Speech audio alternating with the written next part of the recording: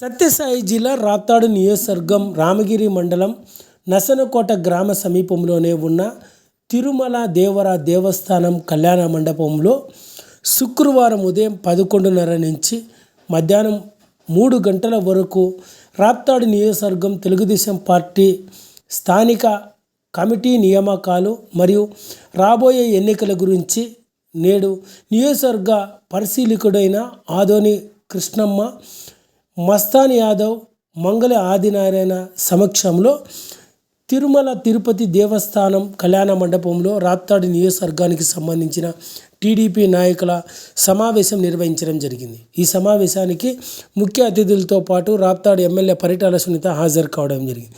ఈ సందర్భంగా అక్కడ ఏర్పాటు చేసిన సమావేశంలో రాప్తాడు ఎమ్మెల్యే పరిటాల సునీత మాట్లాడుతూ రాబోయే ఎన్నికలను దృష్టిలో ఉంచుకొని నేడు తెలుగుదేశం పార్టీ స్థానిక కమిటీలను ఎంపిక చేయడం జరిగిందని, కమిటీ ఎంపికల్లో కూడా మండలంలో ఉండే నాయకులంతా సమావేశం నిర్వహించే ఈ కమిటీలను ఎంపిక చేపిస్తున్నామని, రానున్న రోజుల్లో పార్టీ గెలుపు కోసం కమిటీ నాయకులు, మండల కన్వీనర్లంతా పనిచేసి రాబోయే ఎన్నికల్లో టీడీపీ గెలుపు కోసం ప్రతి ఒక్కరూ కష్టపడి పని చేయాలని ఎమ్మెల్యే పరిటాల సునీత పిలుపునివ్వడం జరిగింది. అదేవిధంగా తెలుగుదేశం పార్టీ రాష్ట్ర పరిశీలకులుగా వచ్చిన ఆదోని కృష్ణమ్మ, మస్తాన్ యాదవ్, మంగళ ఆదినారాయణ తదితరులు మాట్లాడుతూ రాప్తాడు నియోజకవర్గంలో రానున్న రోజుల్లో జరగబోయే ఎంపీటీసీ, జెడ్పీటీసీ, సర్పంచుల ఎన్నికల్లో తెలుగుదేశం పార్టీ అత్యధిక స్థానాలు గెలిచేందుకు కార్యకర్తలు పని చేయాలని తెలుగుదేశం పార్టీ రాష్ట్ర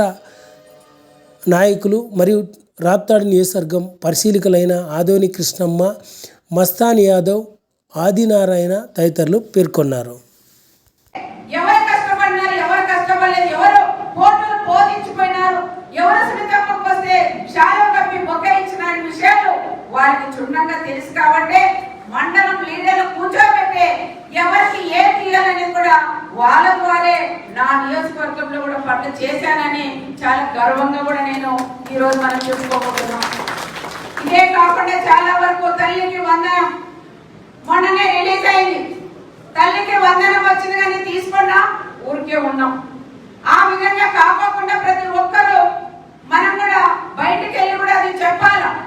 అయ్యా వైఎస్ఆర్ గవర్నమెంట్ లో నేను చెప్పింది ఒక అమ్మాయిని చెన్నై కొత్తపల్లికి పోతే, అమ్మ నాకు మేడం నాకు తెలుగుదేశం అని ముద్దరేసి, మా నాన్న ఎంపీటీసీగా ఉన్నారు కాబట్టి ముద్దరేసి మాకి అమ్మ ఒడి కూడా మాకు రాలేదు.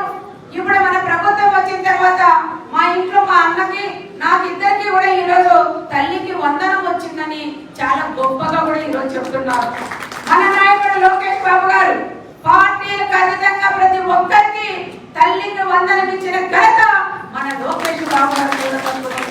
ఈ రకంగా మనం చెప్తే తెలుగుదేశం వాళ్ళకని ఎక్కువ తల్లికి వందనం వైఎస్ఆర్ వాళ్ళ కార్యకర్తల పిల్లలకే పడిందని ఇది చాలా గర్వంగా కూడా మనం చెప్పుకోవచ్చు.